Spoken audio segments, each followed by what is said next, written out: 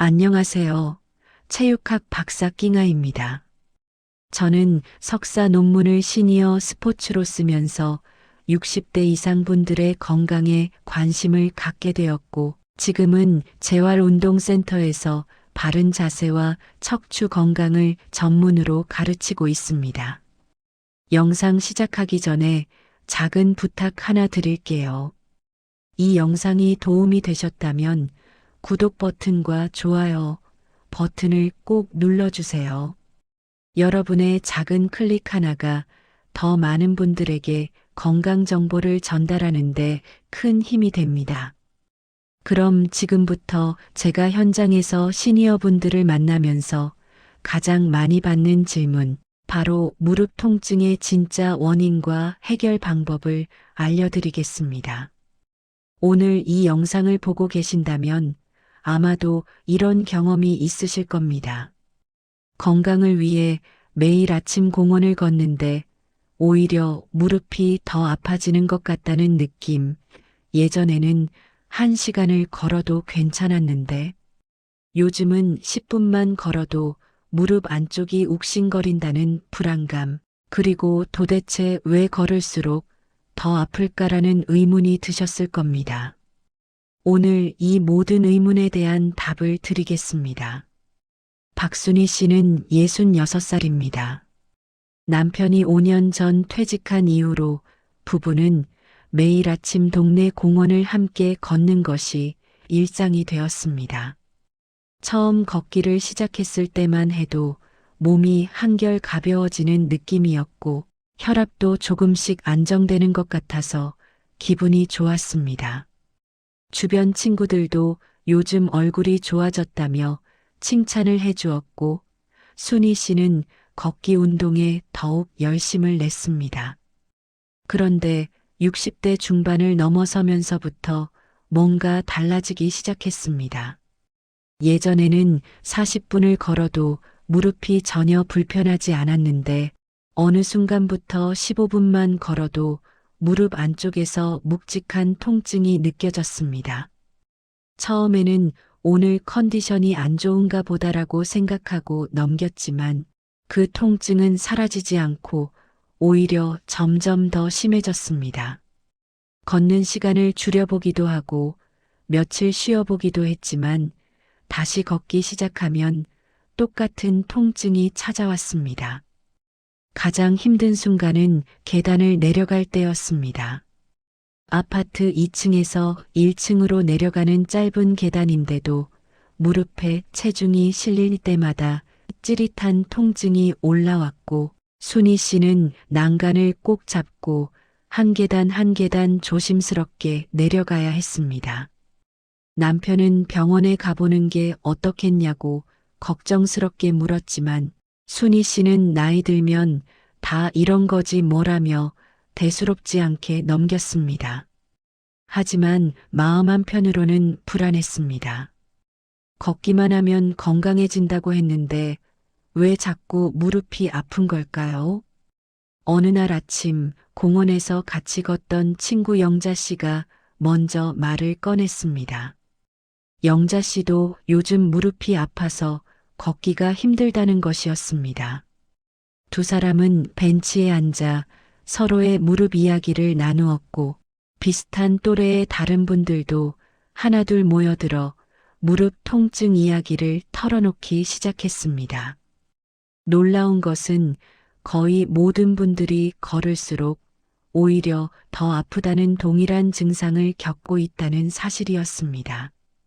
순희 씨는 그날 밤 잠을 설쳤습니다. 건강을 위해 열심히 걸었는데 오히려 무릎이 망가지고 있다는 생각이 들자 허탈함과 두려움이 동시에 밀려왔습니다. 이제 와서 걷기를 그만두자니 그동안의 노력이 아깝고 계속 걷자니 무릎이 더 나빠질 것 같았습니다. 도대체 무엇이 문제인 걸까요?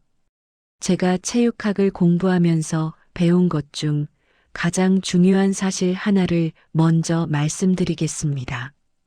우리 몸은 나이가 들면서 변화하고 특히 60대 이후의 무릎은 20대나 30대 때와는 완전히 다른 상태가 됩니다.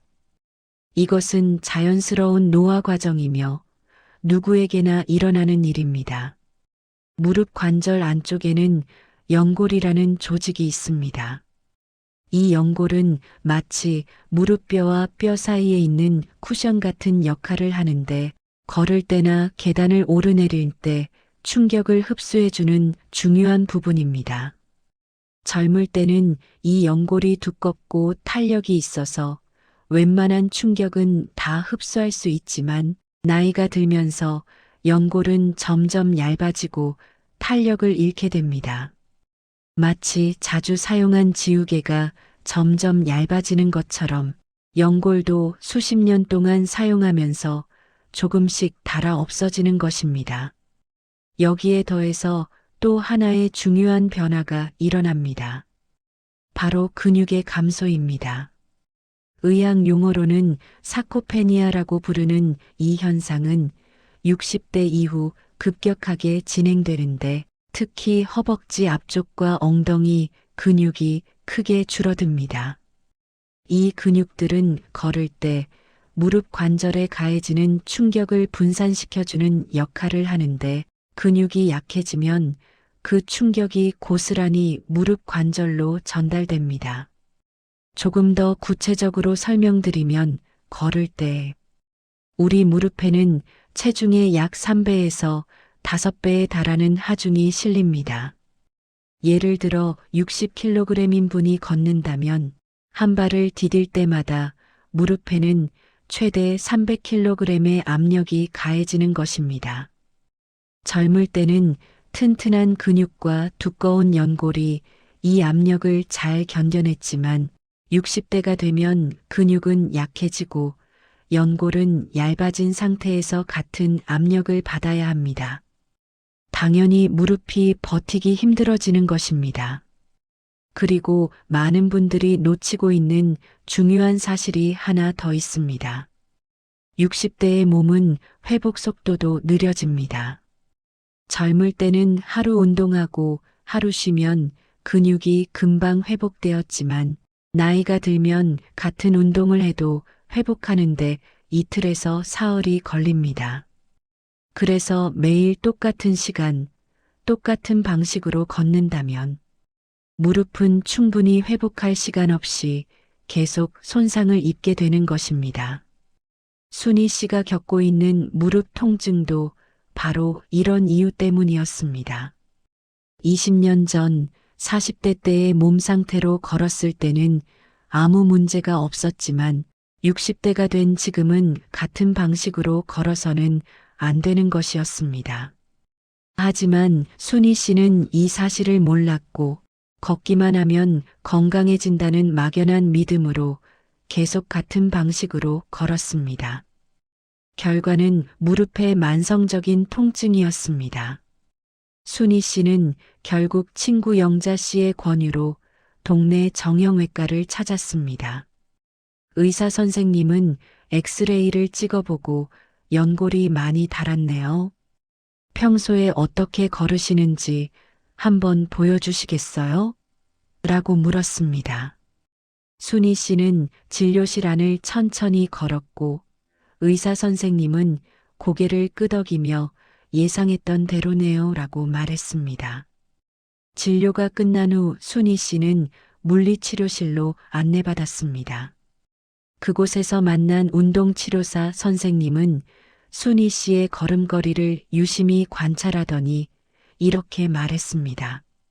어르신, 지금 걸으시는 자세가 무릎에 굉장히 큰 부담을 주고 있어요. 하나하나 짚어드릴 테니 잘 들어보세요. 첫 번째 문제는 발끝이 바깥쪽으로 벌어진 오리걸음이었습니다. 순희 씨는 자신도 모르게 걸을 때 발끝을 팔자로 벌리고 걷고 있었는데 이렇게 걸으면 무릎이 안쪽으로 꺾이면서 관절 내측에 과도한 압력이 집중됩니다. 운동치료사 선생님은 무릎 연골이 닳는 분들의 대부분이 이런 걸음걸이를 가지고 계세요라고 설명했습니다.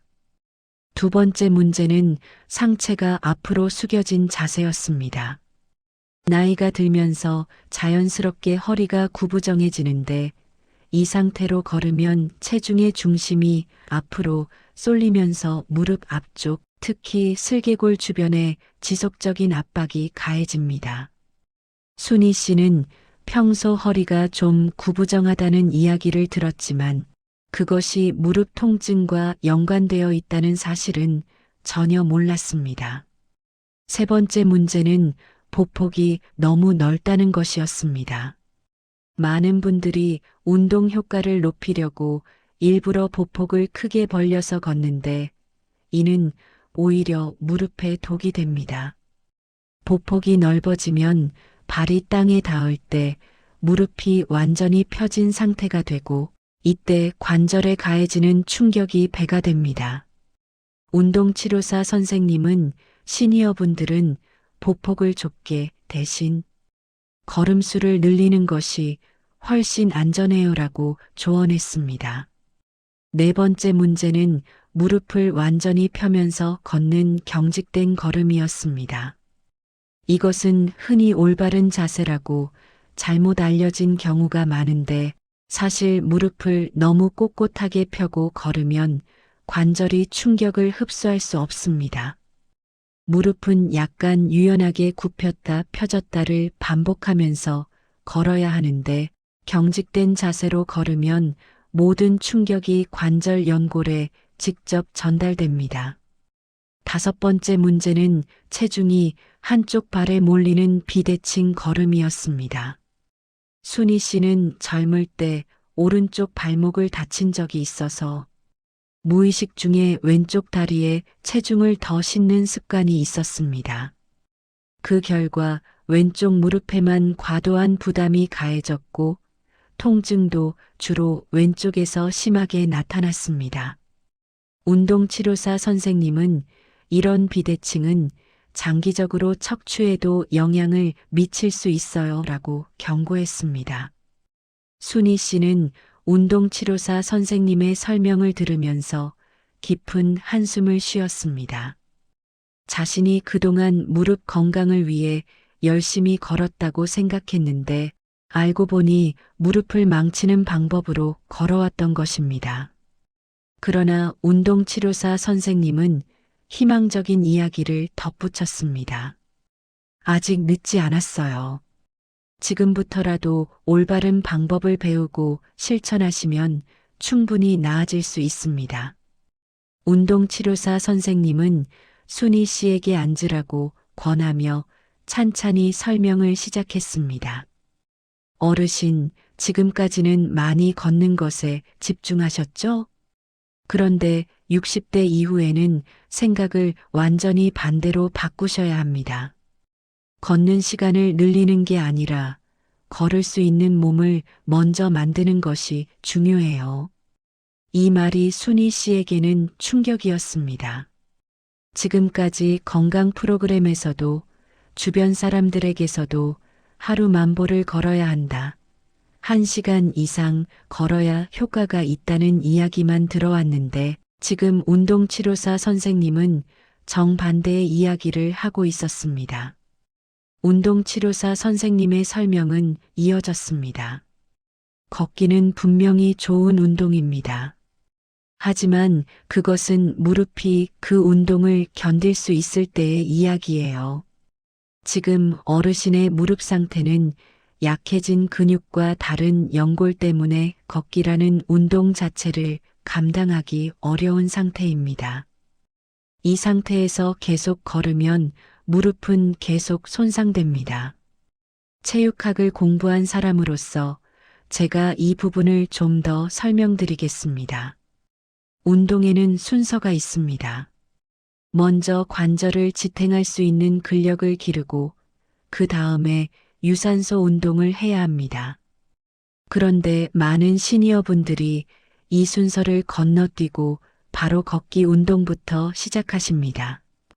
이것은 마치 기초 공사 없이 집을 짓는 것과 같습니다. 젊을 때는 기본적인 근력이 충분했기 때문에 바로 걷기 운동을 해도 문제가 없었습니다.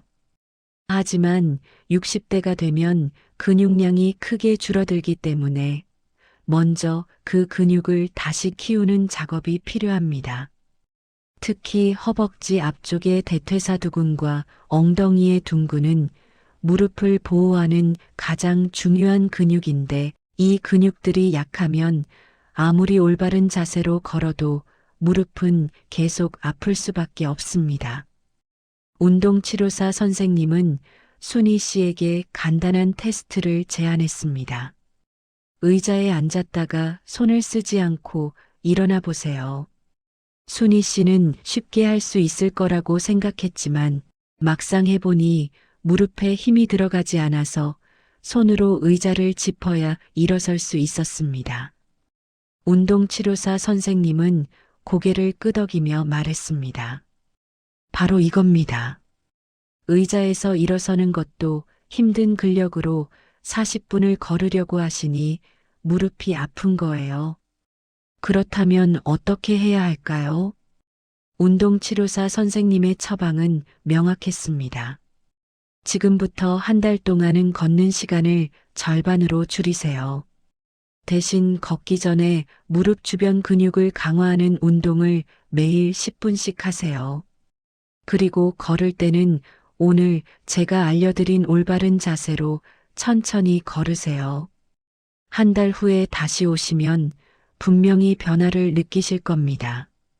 순희 씨는 반신반의했지만 더 이상 무릎이 아픈 채로 살 수는 없다는 생각에 선생님의 말을 따르기로 했습니다. 운동치료사 선생님은 순희 씨에게 집에서 할 수 있는 간단한 운동 루틴을 알려주었고 순희 씨는 그것을 열심히 메모했습니다. 다음 날부터 순희 씨의 아침 일과가 바뀌었습니다. 예전에는 일어나자마자 바로 운동복으로 갈아입고 공원으로 나갔지만 이제는 집에서 먼저 7분 정도 간단한 운동을 하고 나서 걷기 시작했습니다. 운동치료사 선생님이 알려준 루틴은 생각보다 단순했지만 막상 해보니 결코 쉽지 않았습니다. 첫 번째 동작은 종아리와 햄스트링 스트레칭이었습니다. 벽에서 한 발짝 떨어진 곳에 서서 한쪽 발을 뒤로 쭉 뻗고 발 뒤꿈치를 바닥에 붙인 채로 20초 정도 유지하는 동작이었습니다.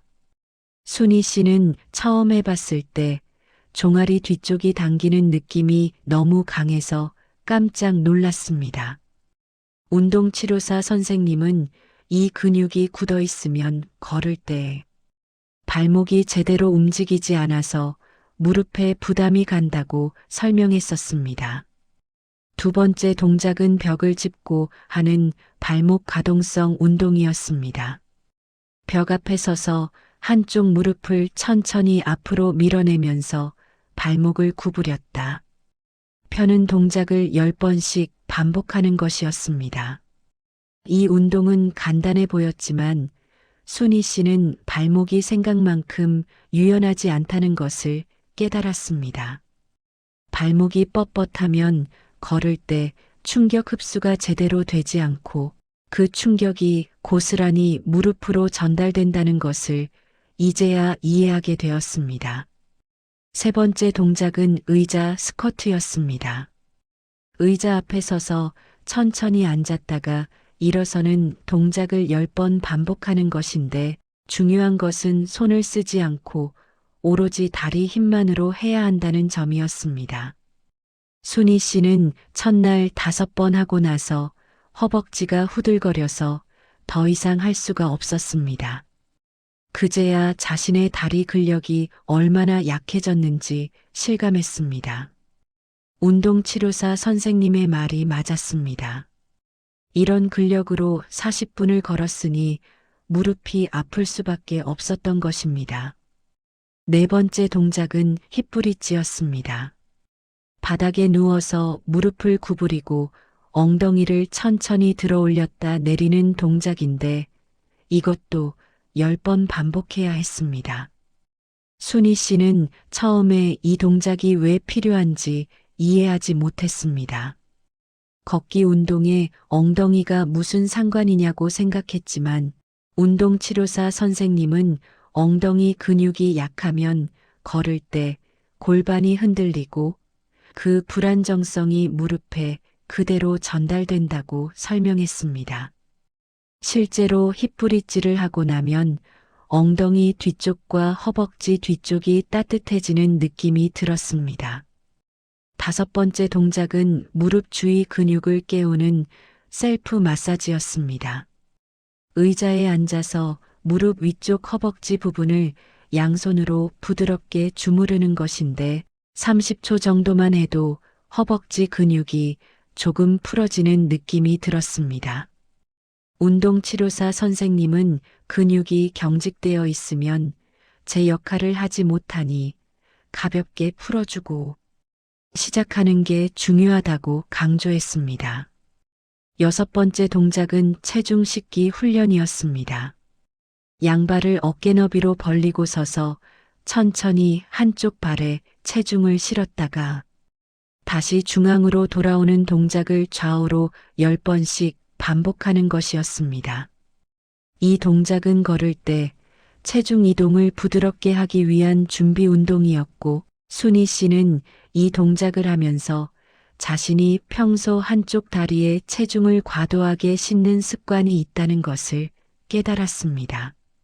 7번째이자 마지막 단계는 집안에서 5분 동안 천천히 걷는 것이었습니다.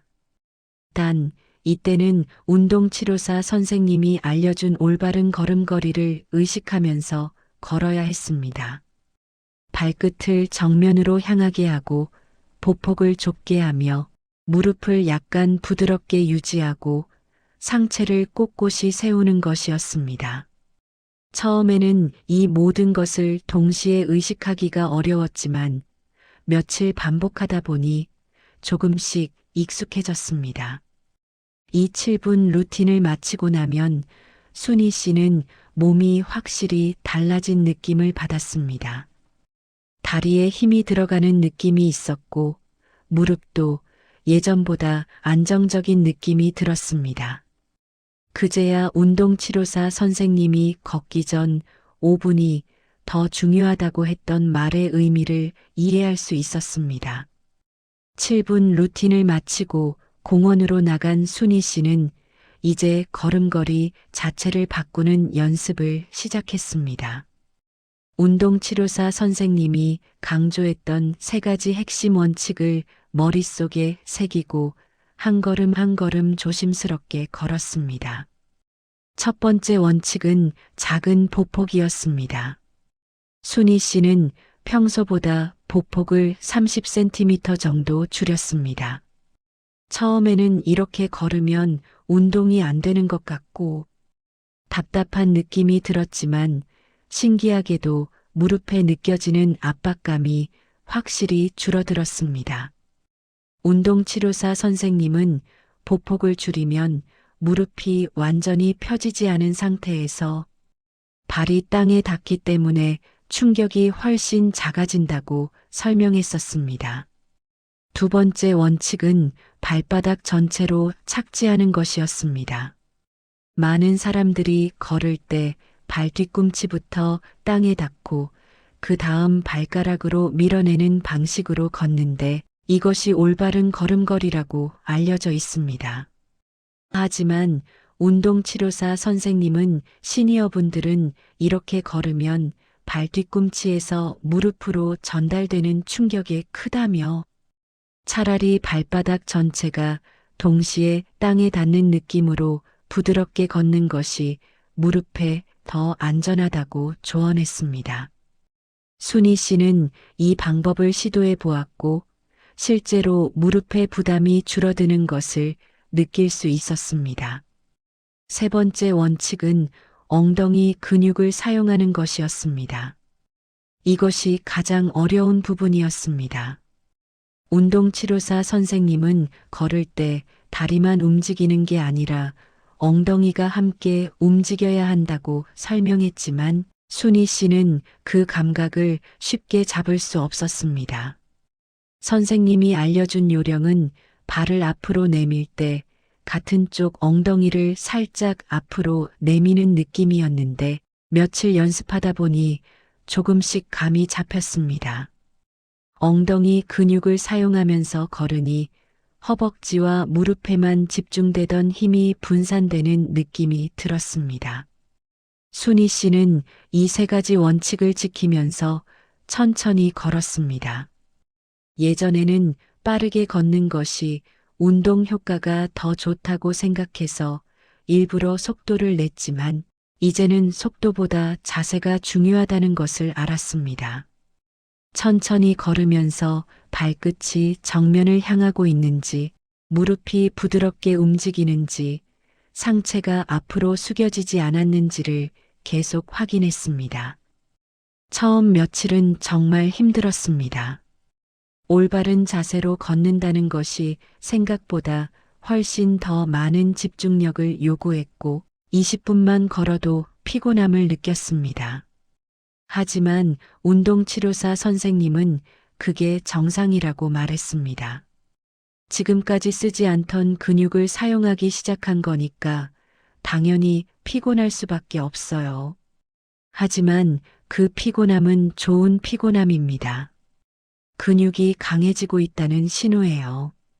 순희 씨는 걷는 시간도 줄였습니다. 예전에는 40분에서 1시간을 걸었지만 이제는 20분만 걷고 집으로 돌아왔습니다. 처음에는 뭔가 부족한 느낌이 들었지만 운동치료사 선생님의 말을 믿고 참았습니다. 지금은 양보다 질입니다. 20분을 올바른 자세로 걷는 것이 1시간을 잘못된 자세로 걷는 것보다 훨씬 낫습니다. 순희 씨가 새로운 루틴을 시작한 지 사흘이 지났을 때였습니다. 무릎 통증이 완전히 사라지지 않았습니다. 아니, 어떤 날은 오히려 더 아픈 것 같기도 했습니다. 특히 의자 스쿼트를 하고 난 다음 날 아침에는 허벅지 근육이 뻐근하고 무릎도 뻣뻣한 느낌이 들었습니다. 순희 씨는 불안해지기 시작했습니다. 이 방법이 정말 맞는 걸까? 오히려 더 무리하는 건 아닐까? 특히 공원에서 만난 친구들이 여전히 40분씩 열심히 걷는 모습을 보면 자신만 뒤처지는 것 같은 기분이 들었습니다. 영자 씨는 무슨 운동을 그렇게 조금만 해? 그래 가지고 언제 효과를 보려고라며 걱정 섞인 말을 했고 순희 씨는 더욱 흔들렸습니다. 나이가 들면 뭐든 쉽게 되는 것이 없다는 생각이 들었습니다. 내 나이에 무슨 근력 운동을 한다고 근육이 생기겠어. 그냥 예전처럼 걷는 게 낫지 않을까? 순희 씨는 며칠 동안 심각하게 고민했습니다. 새로운 루틴은 귀찮기도 했고 효과가 바로 나타나지 않으니 답답하기도 했습니다. 하지만 순희 씨는 일주일 후에 예정된 병원 재방문을 생각하며 마음을 다잡았습니다. 일주일만 더 해보자. 그래도 안 되면 그때 가서 선생님께 말씀드리면 되지. 순희 씨는 매일 아침 7분 루틴을 계속했고 걸을 때도 올바른 자세를 유지하려고 노력했습니다. 그런데 일주일이 지나갈 무렵 작은 변화가 느껴지기 시작했습니다. 의자에서 일어설 때 예전처럼 손을 짚지 않아도 일어설 수 있게 되었습니다. 처음에는 우연인 줄 알았지만 며칠 연속으로 손 없이 일어날 수 있었습니다. 그리고 걸을 때 무릎에서 느껴지던 욱신거리는 통증의 빈도가 줄어들었습니다. 여전히 가끔 아프긴 했지만 예전처럼 지속적으로 아픈 것은 아니었습니다. 이 작은 변화가 순희 씨에게는 큰 희망이 되었습니다. 정말 효과가 있는 건가? 순희 씨는 다시 의욕을 되찾았고 루틴을 더욱 성실하게 실천하기 시작했습니다. 2주일째 접어들면서 순희 씨의 몸은 더욱 분명한 신호를 보내기 시작했습니다. 가장 먼저 느낀 변화는 아침에 일어날 때였습니다. 예전에는 아침에 침대에서 일어나면 무릎이 뻣뻣해서 몇 분 동안 움직이기가 불편했는데 이제는 그 뻣뻣함이 확실히 줄어들었습니다. 완전히 사라진 것은 아니지만 예전의 절반 정도로 감소한 느낌이었습니다. 두 번째로 느낀 변화는 계단을 내려갈 때였습니다. 순희 씨에게 가장 고통스러운 순간이었던 계단 내려가기가 조금씩 편해지고 있었습니다. 여전히 조심스럽게 내려가야 했지만 예전처럼 난간을 꼭 붙잡고 한 계단씩 천천히 내려가지 않아도 되었습니다. 무릎에 가해지는 압력을 허벅지 근육이 조금씩 받아주기 시작한 것입니다. 세 번째 변화는 걷는 시간이었습니다. 운동치료사 선생님의 권고대로 20분만 걷던 것을 이제는 25분으로 조금씩 늘릴 수 있었습니다. 5분의 차이가 작아 보일 수 있지만 순희 씨에게는 큰 의미가 있었습니다. 올바른 자세를 유지하면서 더 오래 걸을 수 있다는 것은 근력이 향상되고 있다는 증거였습니다. 3주일째에는 더욱 놀라운 일이 있었습니다. 의자 스쿼트를 처음 시작할 때는 5번도 힘들어 했는데 이제는 10번을 연속으로 할 수 있게 되었습니다. 물론 10번을 마치고 나면 허벅지가 후들거리긴 했지만 적어도 중간에 멈추지 않고 끝까지 할 수 있다는 것 자체가 발전이었습니다. 순희 씨는 거울 앞에서 자신의 허벅지를 보며 정말 근육이 생긴 건가 하는 생각을 했습니다. 4주일째에 접어들자 순희 씨의 주변 사람들도 변화를 알아차리기 시작했습니다. 남편은 요즘 걸음걸이가 달라진 것 같다며 예전보다 안정적으로 걷는다고 말했습니다. 공원에서 만난 영자 씨도 뭔가 달라 보인다며 무릎이 좀 나아진 것 같냐고 물었습니다. 순희 씨는 조심스럽게 많이 좋아진 것 같다고 대답했습니다. 하지만 가장 중요한 변화는 순희 씨의 마음 상태였습니다. 예전에는 걸을 때마다 오늘은 또 얼마나 아플까 하는 불안감이 있었지만 이제는 오늘은 어제보다 조금 더 걸어볼까 하는 기대감으로 바뀌었습니다. 무릎 통증에 대한 두려움이 운동에 대한 즐거움으로 조금씩 전환되고 있었습니다. 체육학적으로 설명하자면 이것은 지극히 정상적인 과정입니다. 근력 운동을 시작하면 처음 2주일 정도는 신경계가 적응하는 시기입니다. 실제 근육량이 크게 늘어나는 것이 아니라 기존에 있던 근육을 더 효율적으로 사용하는 법을 몸이 배우는 것입니다. 그리고 3주일에서 4주일이 지나면 실제로 근섬유가 조금씩 굵어지기 시작하면서 눈에 보이는 변화가 나타납니다. 순희 씨의 몸도 정확히 이 과정을 밟고 있었습니다. 처음 2주일 동안은 몸이 새로운 운동 패턴을 학습했고 3주일째부터는 실제 근력이 향상되기 시작한 것입니다. 물론 60대의 근력 증가 속도는 20대나 30대에 비해 느립니다. 하지만 나이와 상관없이 적절한 자극을 주면 근육은 반드시 반응합니다. 한 달이 지나 순희 씨는 다시 병원을 찾았습니다. 운동치료사 선생님은 순희 씨의 걸음걸이를 보자마자 환하게 웃으며 말했습니다. 어르신, 확실히 달라지셨네요. 걸음걸이가 훨씬 안정적입니다. 선생님은 순희 씨에게 몇 가지 간단한 테스트를 했습니다. 먼저 의자에 앉았다 일어서기를 10번 연속으로 시켰는데 순희 씨는 손을 쓰지 않고 10번 모두 해냈습니다. 한 달 전에는 5번도 힘들어했던 것을 생각하면 놀라운 발전이었습니다. 선생님은 대퇴사 두근이 확실히 강해졌네요 라며 칭찬했습니다. 다음으로 한 발로 서기 테스트를 했습니다. 한쪽 발을 들고 30초 동안 균형을 유지하는 테스트였는데 순희 씨는 양쪽 다리 모두 30초를 버텼습니다. 선생님은 균형 감각도 좋아지셨고 무릎 주변 근육들이 관절을 잘 지탱하고 있다는 증거입니다라고 설명했습니다. 마지막으로 계단 오르내리기 테스트를 했습니다. 병원 복도에 있는 짧은 계단을 오르내리는 것이었는데 순희 씨는 난간을 잡지 않고도 부드럽게 오르내릴 수 있었습니다. 특히 내려갈 때 예전처럼 무릎에서 찌릿한 통증이 느껴지지 않았습니다.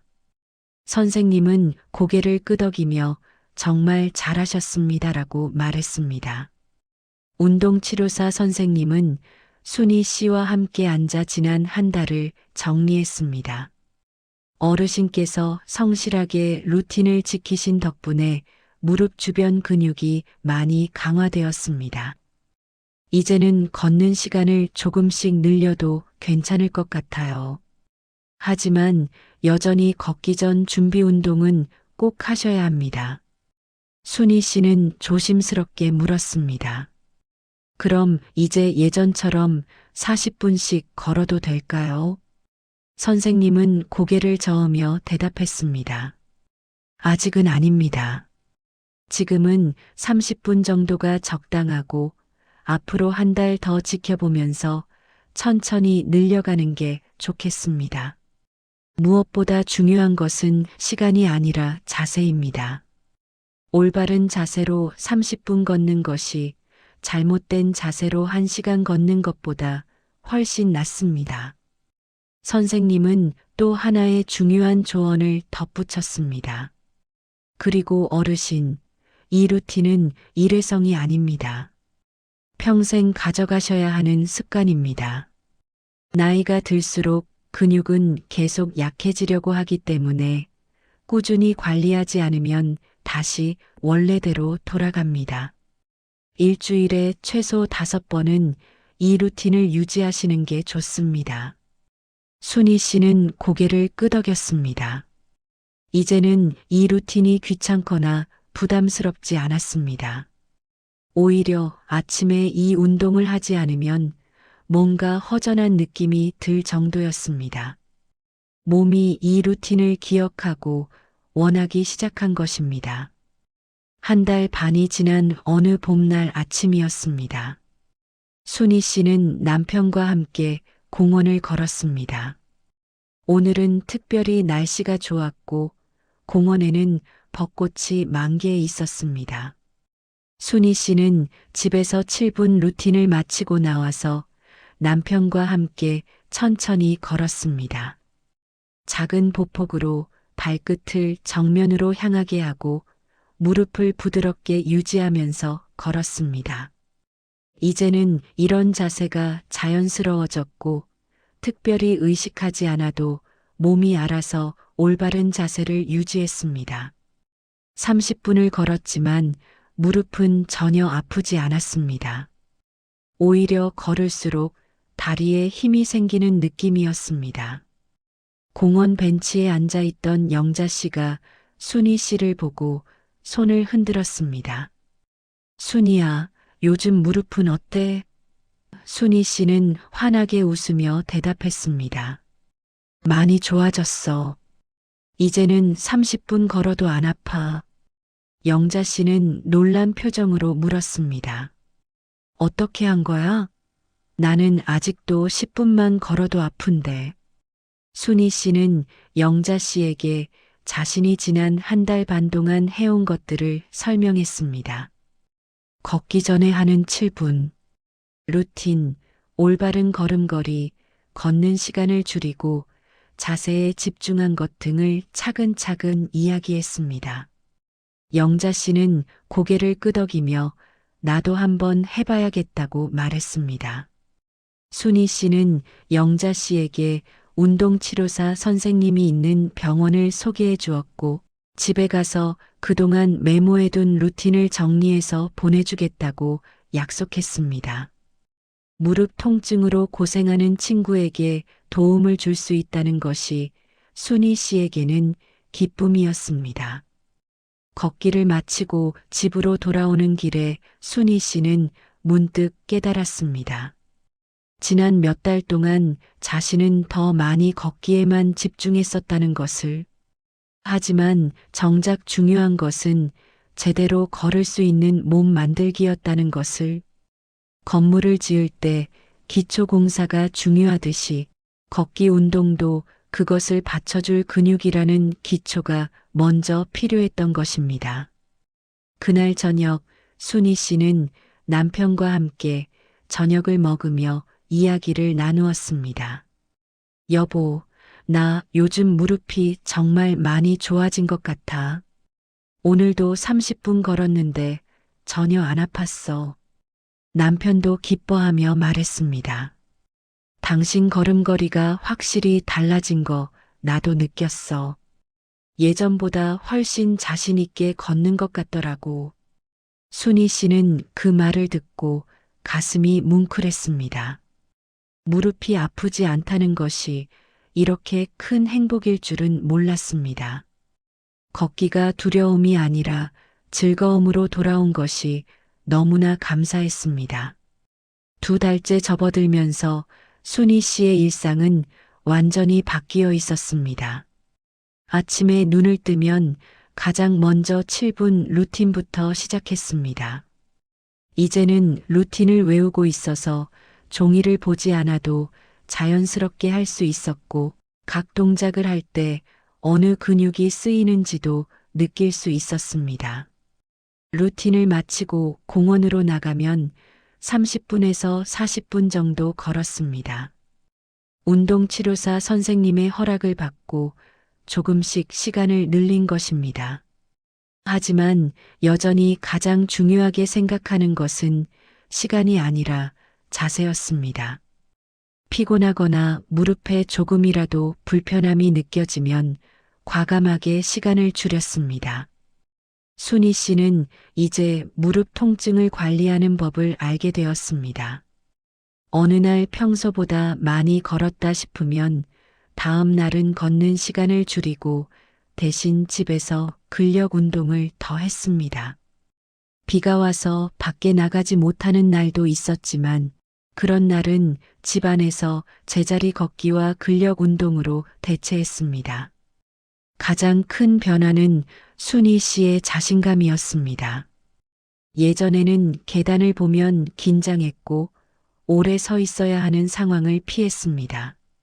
하지만 이제는 계단도 자신 있게 오르내릴 수 있었고 시장에서 1시간 정도 서서 장을 봐도 무릎이 괜찮았습니다. 손자를 돌보러 갈 때도 예전처럼 무릎이 아파서 많이 못 놀아준다는 미안함이 없어졌습니다. 순희 씨는 자신의 경험을 주변 사람들에게 적극적으로 알렸습니다. 공원에서 만나는 어르신들에게 올바른 걸음걸이를 알려주었고 무릎이 아프다고 하는 분들에게는 병원을 소개해 주었습니다. 몇몇 분들은 순희 씨의 조언을 따라 실천하기 시작했고 그분들도 조금씩 좋아지는 모습을 보였습니다. 어느 날 순희 씨는 딸에게 전화를 받았습니다. 엄마, 요즘 무릎은 어때요? 예전에 많이 아프셨잖아요. 순희 씨는 밝은 목소리로 대답했습니다. 이제 괜찮아. 걷는 방법을 바꿨더니 많이 좋아졌어. 엄마가 잘못 걷고 있었더라고. 딸은 안심한 듯 말했습니다. 다행이에요. 걱정 많이 했어요. 순희 씨는 전화를 끊고 나서 문득 생각했습니다. 만약 그때 포기하고 나이 들면 다 이런 거지라고 체념했다면 어땠을까? 아마도 지금쯤 무릎은 더 나빠져서 걷는 것 자체를 포기했을지도 모릅니다.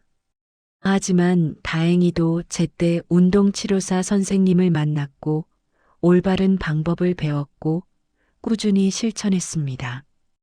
체육학을 공부한 사람으로서 제가 강조하고 싶은 것은 바로 이 부분입니다. 나이가 들어도 우리 몸은 변할 수 있습니다. 물론 20대처럼 빠르게 변하지는 않습니다.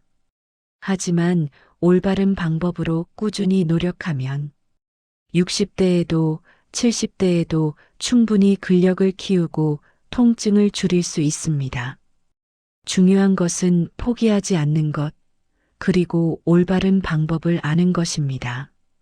지금 이 영상을 보고 계신 분들 중에 순희 씨와 비슷한 경험을 하고 계신 분이 많으실 겁니다. 매일 열심히 걷는데 무릎이 오히려 더 아프다는 분, 나이가 들어서 어쩔 수 없다고 체념하고 계신 분, 걷기를 그만둬야 하나 고민하고 계신 분들이 계실 것입니다. 제가 체육학 박사로서 여러분께 드리고 싶은 말씀은 이것입니다. 걷기는 좋은 운동입니다. 하지만 60대 이후에는 젊을 때와 같은 방식으로 걸어서는 안 됩니다. 생각을 완전히 반대로 바꾸셔야 합니다. 지금까지는 더 많이 걷기에 집중하셨다면 이제부터는 제대로 걸을 수 있는 몸 만들기에 집중하셔야 합니다. 지금까지는 걷는 시간을 중요하게 생각하셨다면 이제부터는 걷는 자세를 중요하게 생각하셔야 합니다.